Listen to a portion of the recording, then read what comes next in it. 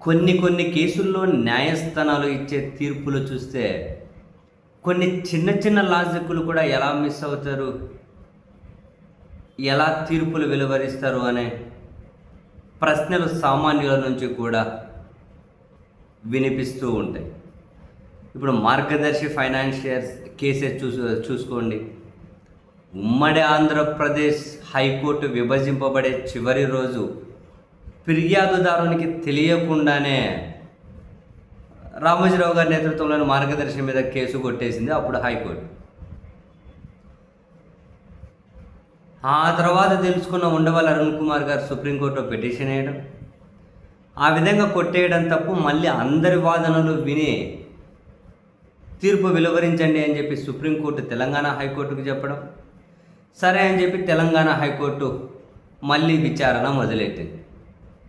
And అంతకుముందు ఒక ఉండవల్లి అరుణ్ కుమార్ గారే కాకుండా జగన్మోహన్ రెడ్డి గారు ముఖ్యమంత్రి అయిన తర్వాత ఆంధ్రప్రదేశ్ ప్రభుత్వం కూడా సుప్రీంకోర్టులో ఇన్వాల్వ్ అయ్యారు, ప్లీడ్ అయ్యారు.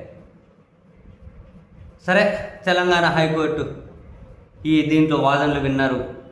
విని చివరికి వచ్చేసరికి ఏం చేశారు? రామోజీరావు గారు చనిపోయారు కాబట్టి ఈ కేసు కొనసాగించాల్సిన అవసరం లేదు అని మార్గదర్శి తరపు న్యాయవాదుల వాదనతో తెలంగాణ హైకోర్టు ఒకసారిగా ఏకీభవించి గత ఏడాది ఆగస్టులోనే ఆ కేసును కొట్టేసుకుంటూ తీర్పు చెప్పారు.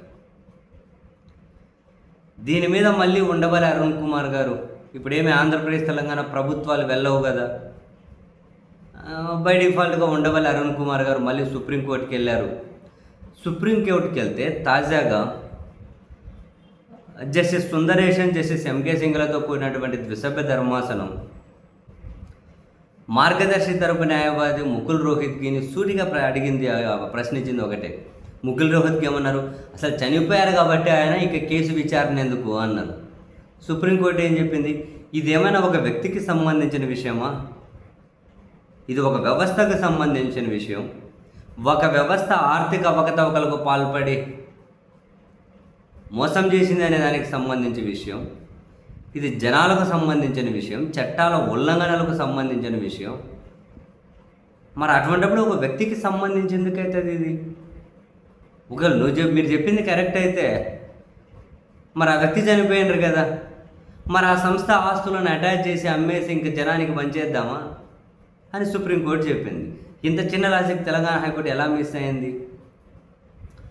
ఇది ఒక ఆర్థికపరమైన ఉల్లంఘన, ఒక వ్యవస్థ ఆర్థికపరమైన ఉల్లంఘనలకు సంబంధించిన విషయం.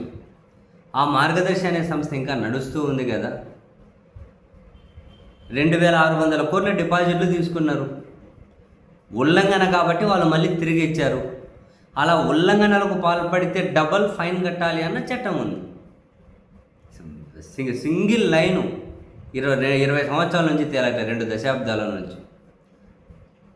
అసలు వ్యక్తి చనిపోతే వ్యవస్థ చేసిన ఆర్థిక అక్రమాలు ఎలా మాయమైపోతాయని తెలంగాణ హైకోర్టు తీర్పు చెప్పింది అనేది ఇప్పటికీ $1 మిలియన్ ప్రశ్నే.